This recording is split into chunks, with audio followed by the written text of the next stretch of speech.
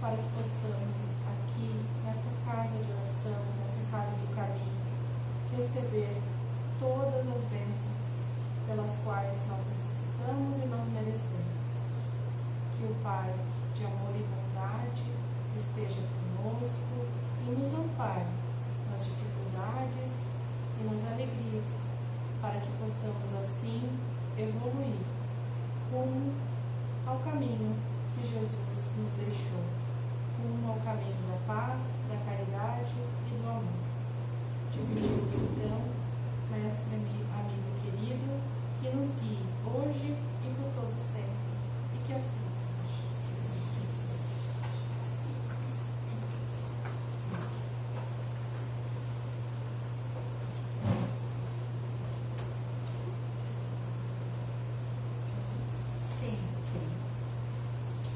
Alegria nos revermos, estarmos juntos por uma boa causa como essa, onde Deus nos conduz para o fortalecimento.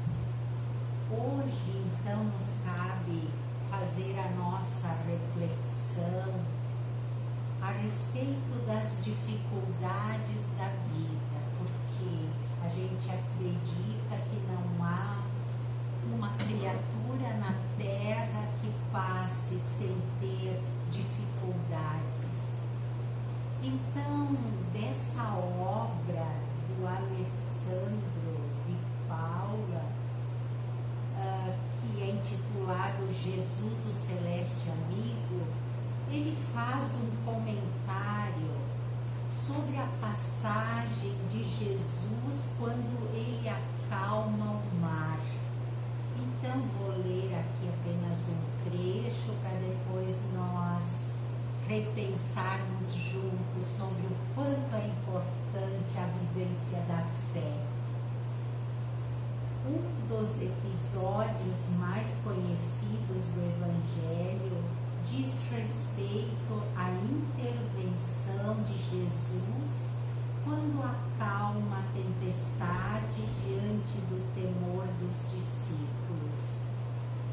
As atividades do dia haviam sido exaustivas e Jesus pergunta se os barcos estavam prontos, uma vez que iriam até as terras de Decápolis. Sim, diz. Simão respondeu: sim, Senhor. Mas neste período das tempestades sopram de surpresa e colhem-os incautos, imprevidentes, ameaçando-lhes a vida. Jesus responde: não temamos as coisas que promanam do nosso Pai. Estou cansado, saiamos daqui. Os barcos partem e o Rabi segue junto com os irmãos João e Tiago, vindo a dormir na popa da barca. Em dado momento, inicia-se ventos inesperados, relâmpagos e trovões por todos os lados, anunciando a chegada da tempestade. Judas teme pelo mais grave e em tom de reprovação diz que Jesus dormia e que a ideia da viagem foi dele. João acorda o mestre e fala sobre o receio de perecerem. Jesus desperta sereno, ergue-se, abre os braços e diz: calai, emudecei, aquietai. Os ventos se acalmam e os discípulos se perguntam interiormente: quem é este que até o vento e o mar lhe obedecem? Com esse texto, então, do Evangelho, nós aqui tirar lições de vida, fazer uma reflexão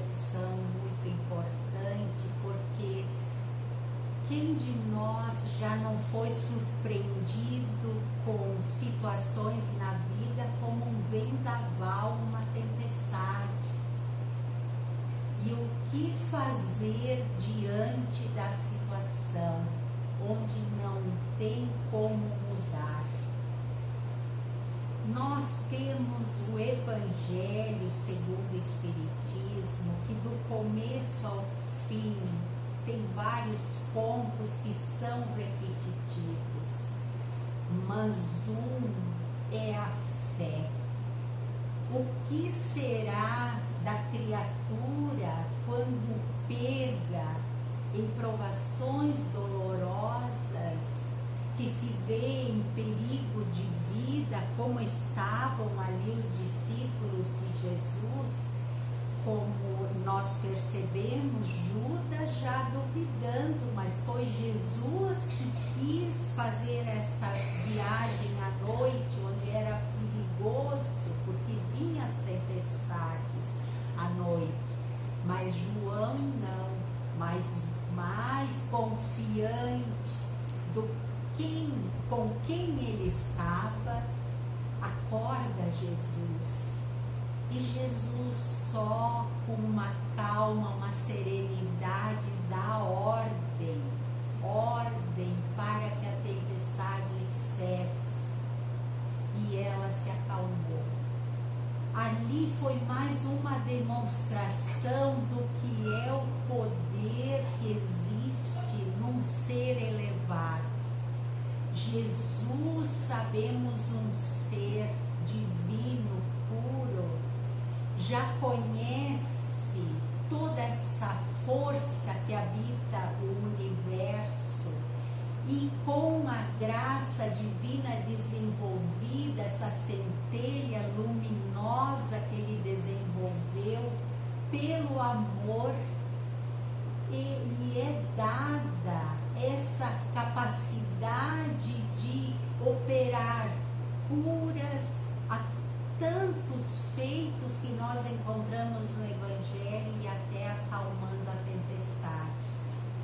Então aqui é um questionamento para nós, nos perguntando como nós agimos diante das dificuldades da vida. A gente age ou reage? Porque existem animais, por exemplo, o cavalo, quando ele é cutucado, o que ele faz? Dele coice. E existem pessoas que agem dessa forma.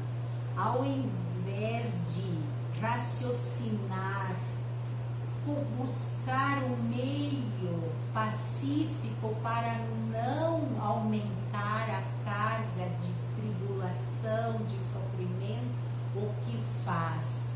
Ela se revolta, reage.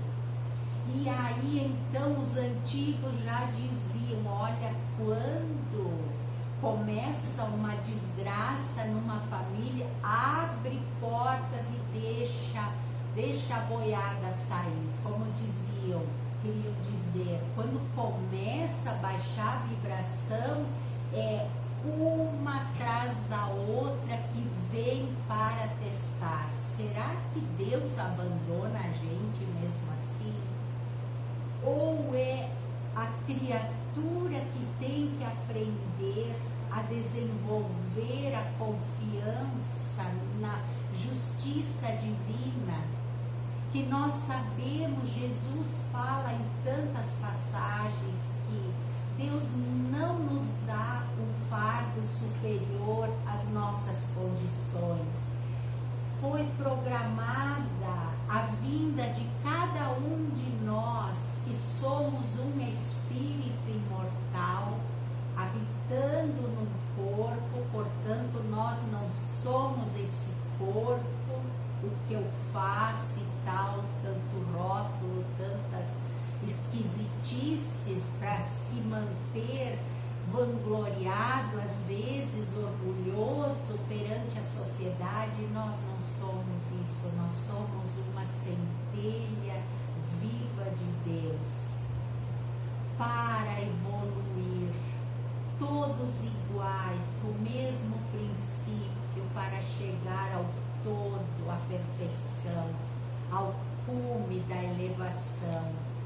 da felicidade plena. Então, quando temos essa consciência que existem leis que são perfeitas no universo, como Jesus esclarece, cada um com as suas obras, quando temos determinada provação, dificuldade na vida, nós devemos entender de imediato se não é uma bênção, é uma lição que eu tenho que aprender. Porque passada a situação, sempre a gente vai se reconhecer uma criatura mais forte. Deus não dá prova para que o ser se enfraqueça, se diminua, sofra, só por sofrer. O sofrimento, na verdade, é uma opção nossa de ficar alimentando, às vezes, tanto uma vida toda, uma situação que nós vivemos. Como nós somos de cultivar coisas negativas na nossa vida. E a gente mesmo se analisa ao encontrar pessoas que há muito tempo a gente não vê, começa a puxar lá um rosário de fatos. Será que são a maioria bons ou negativos? Olha aqui que aconteceu. Então isso está tão vivo que dá a impressão que aquilo é que tem valor, mas a gente tirou lição, aprendeu com aquilo que vivemos. Como Deus nos situa hoje ao acordar, como estamos nós? Que condições temos nós de viver o dia? Se temos saúde, com certeza Jesus exemplificou. Ninguém nasceu para viver de braço cruzado e venha a mim o vosso reino. É trabalhar, é servir, é colaborar, é fazer algo em benefício de alguém. Porque fora da caridade não existe ascensão. Infeliz daquele que acredita porque eu estou pacífico, estou no meu cantinho, ninguém me incomoda, eu vou para o céu. Quando partir daqui, não, mera ilusão, porque é no trabalho.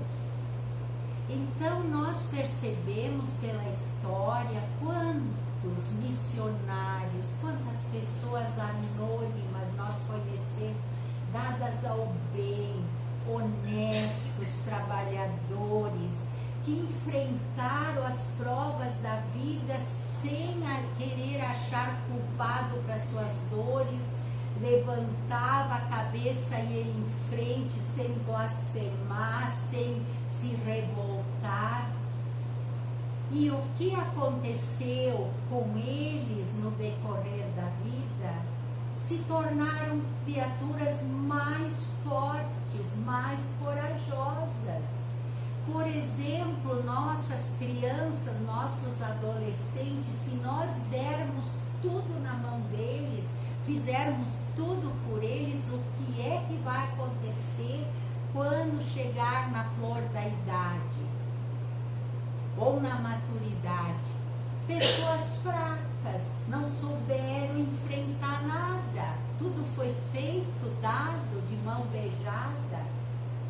Então, o aprendizado, o desenvolvimento semelhante lá na academia, quero criar músculo, tem que fazer força. E assim é no dia a dia. O que acontece com o espírito? Desenvolve uma confiança em Deus. Sabe que não existe injustiça, existe oportunidade de evoluir. Estamos numa escola da vida.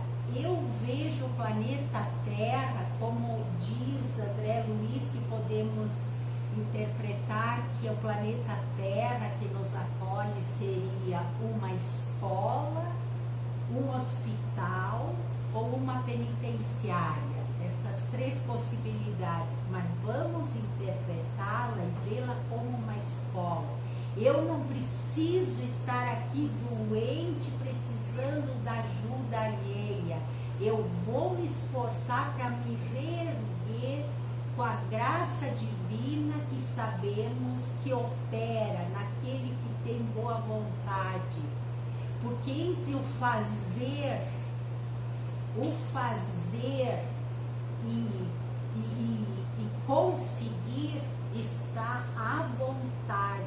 Se o ser não tem vontade, nem Deus fará. Virá a dor até que ele tenha vontade de se reerguer e fazer alguma coisa por si. Porque nós somos construtores, olha que lindo isso, do nosso destino. Pertence a nós. O que eu faço da minha vida? Eu estou me construindo ou, claro, recuar não, mas estacionar. E aí a dor, que é o anjo amigo, nos acorda. Mas, assim, repensando sobre essas lições, seriam 4 pontos assim mais importantes onde o Evangelho nos chama a atenção, como proceder diante das dificuldades da vida. Em primeiro lugar, então, que a gente já falou, mas vamos retomar, colocar Deus na nossa vida. Deus, o Criador de tudo. Ele, nosso Pai. Somos suas criaturas. E devemos, então, manter essa ligação pelo hábito da prece.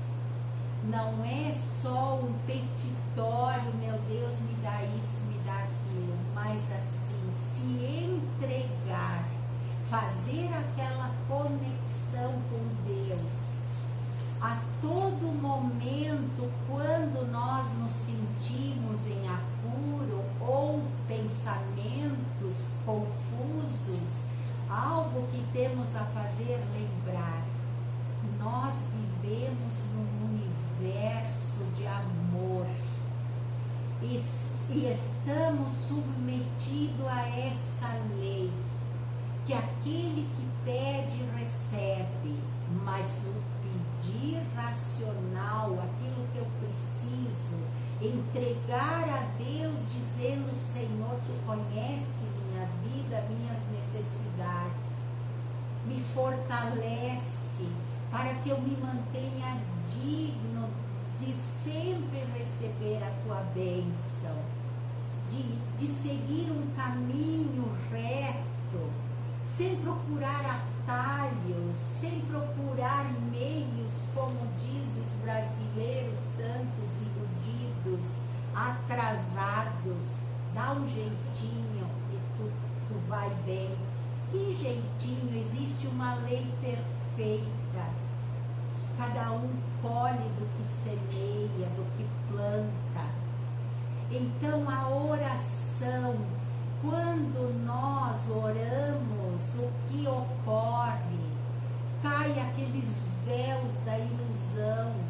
Nosso anjo de guarda, pensemos na tarefa ingrata que ele tem, do povo na corrida, em desespero, iludido, e ele tentando intuir. Mas como dizem os mentores, ele dá um alerta. Por exemplo, nós estamos atravessando uma avenida perigosa e ele dá o alerta, olha para o lado direito ou esquerdo. Se a gente não olha, ele não fica repetindo, porque nós não somos um animal de puxar pelo cabresto. Então a escolha é nossa, mas a tarefa do anjo é nos inspirar, nos acalmar, nos trazer algo que alimente o nosso espírito, como precisamos nutrir o corpo para não entrar em anemia. Nós, se não nutrimos com a prece, com atitudes do bem, entramos em anemia, sabe como? as influências negativas, abre portas, a gente fica fragilizado, desequilibrado, e aí o mundo das trevas toma conta, toma rumo da nossa vida. Olha, isso não é para assustar, mas é uma realidade. É uma realidade nossa que devemos entender.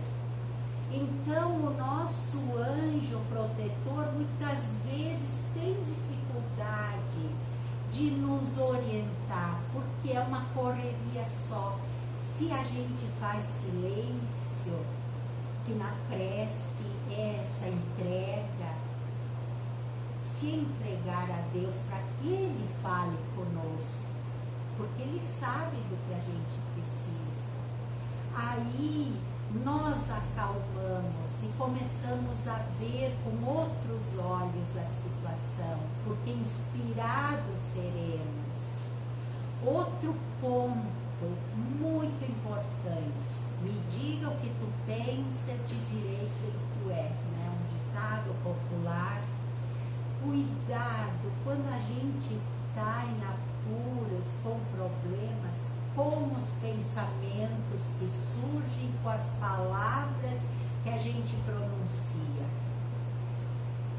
Isso dali faz toda uma diferença, porque a gente já ouviu falar que a palavra tem poder, ela é lançada para o universo e ela volta acompanhada. Então a pessoa, quando está em maus lençóis, ela começa a espraguejar. Quem é que ela atrai? Que energia cercam essa criatura? Eu conheci um senhor que eu tenho ele uma imensa gratidão espírita, dedicado, que ele sempre dizia: olhem, todo mundo pode tentar te desprezar, te diminuir, coisa e tal. Agora saiba, tu te valoriza como um ser divino que tu é. E nunca dizer palavras contrárias àquilo que habita em nós, que é a centelha divina. Que quantos diz, eu não presto mesmo, eu sou um burro mesmo, eu mereço levar mesmo. E aquela feira de lamentações negativas que faz com que a criatura seja sugada físico e espiritualmente. Então, vigiar com os pensamentos, se ocupar, fazer alguma tarefa, ou pegar uma obra, quantas obras instrutivas, ou liga uma música suave que te acalme, mas sempre com aquela visão do todo, do ampliado que é a nossa vida, que nós somos do universo, nós não somos da terra. Muitos pensam que vão ficar aqui eternamente, de tanta preocupação com a vida aqui material. Não, nós estamos na terra para essa escola abençoada nos ensinar as lições para alçar voo. Seguindo então no terceiro ponto, que é que Jesus falava em tantas vezes nas pregações para animar o povo sofrido: vós sois deuses, vós sois luzes, vós sois o sal da terra. Isso é pouca coisa? Claro que a gente está rastejando. Manos, temos certeza que Jesus não veio nos iludir. Isso é da lei, que a gente carrega a centelha viva, e é uma força essa extraordinária, que a gente não se dá conta e quanto a gente pode aguentar. E quantos de nós, depois de passadas as provações, a gente diz, meu Deus, da onde que veio força que eu me mantive até serena? É todo esse amparo que se faz, que recebemos desse amor divino e que está em nós.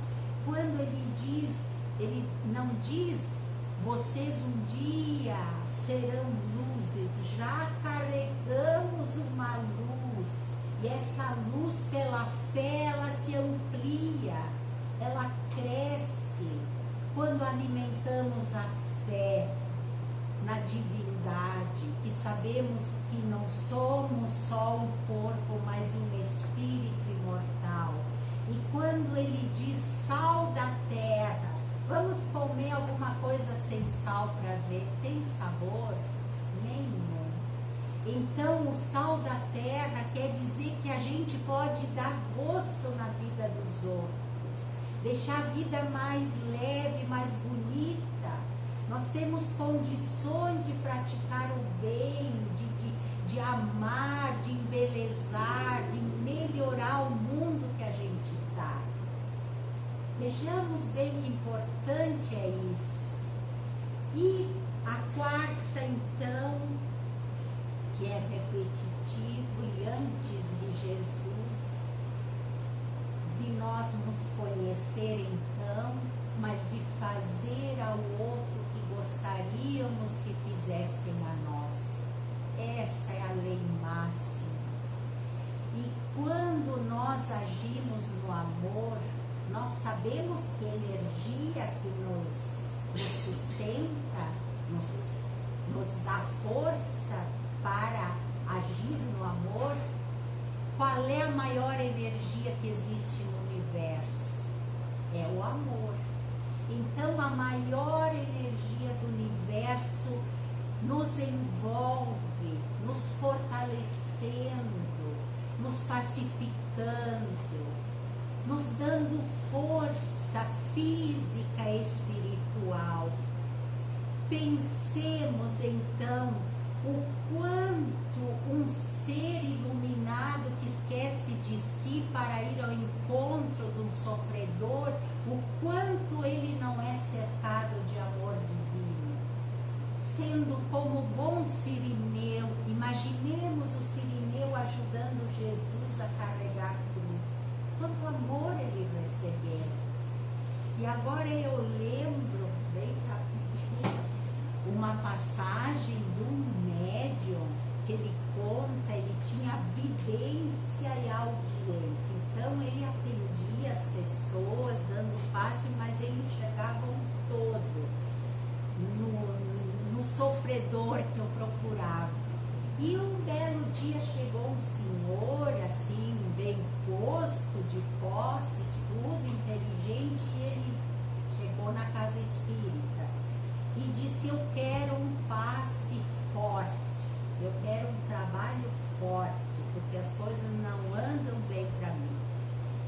E aí esse médium já foi mostrada toda a situação dele, por ver que era uma pessoa muito egoísta, fechada no seu mundinho, e o mentor lhe orientou para que dissesse, meu irmão, o trabalho forte, a assistência do bem que o senhor busca está do lado direito da sua casa, naquela primeira casa do lado direito. O senhor vai para casa e bata naquela porta que lá está o atendimento. Aí esse homem foi para casa e aí voltou e procurou esse médium e disse, olha, tu está enganado. Lá mora um homem deficiente, pobre, abandonado. Nossa, nem tive coragem de entrar em tanta sujeira, tanta pobreza. Eu quero um trabalho forte para me melhorar, tu entendeu? Aí ele disse, não, tu vai voltar lá, porque tu fazendo por aquele homem o que tu puder, em ajuda, é que tu vai receber toda a assistência que tu precisa. E ele meio cabisbaixo, mas obedeceu. E foi voltando para encerrar.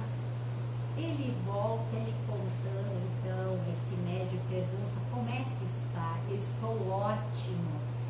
E aí, como é que estão as situações?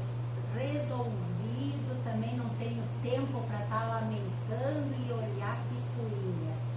Porque ele contou que ele, usando dos meios que ele tinha, levou aquele homem para o hospital para ser tratado. Lá no hospital, para esperar que esse homem tinha que fazer as quimio e tanto tratamento, ele levava o evangelho, ficava lendo, e as pessoas lá em volta diziam, que livro é esse que o senhor está lendo? E ele falava, é o evangelho. O senhor pode ler para mim, que eu não enxergo, o outro eu não sei ler? E começou a ler. E aí foi um trabalho que ele diz, eu agora não tenho mais tempo para ver bobagem na minha vida. Vejamos bem aonde está então o passe forte, a proteção do alto que a gente tanto diz. É nos servir. E assim então, na certeza que daqui nós viemos buscar amparo, fortalecimento, nós vamos sair daqui com um pouco mais de luz que está aqui dentro que Deus depositou, para nós nos mantermos sempre dignos desse amparo. Obrigada pela atenção, convidamos os médios para agora aplicarem o passe, os irmãos fiquem receptivos. Quem trouxe a água, saiba que essa água se transformará no bálsamo divino, da medicina espiritual. Então, nesse momento, Senhor, confiantes na vossa bondade infinita, no amparo que se faz presente através desses mensageiros amigos. Rogamos bálsamos de luz, de paz, de harmonia, para fortalecer o nosso eu físico e espiritual. Senhor, conheceis cada necessidade da nossa vida. Dai-nos a calma, a resignação diante do que não podemos mudar, mas preencha-nos com a tua paz, com a alegria de viver, para que tenhamos olhos de ver o mundo à nossa volta, o tanto que temos a fazer. Agradecemos imensamente por essa doutrina que nos esclarece, que nos estimula a prosseguir na vida. E que aonde esteja o irmão nosso, em dor, necessitado de afago, de carinho, que essa energia possa chegar, envolver, afastar o sofrimento, as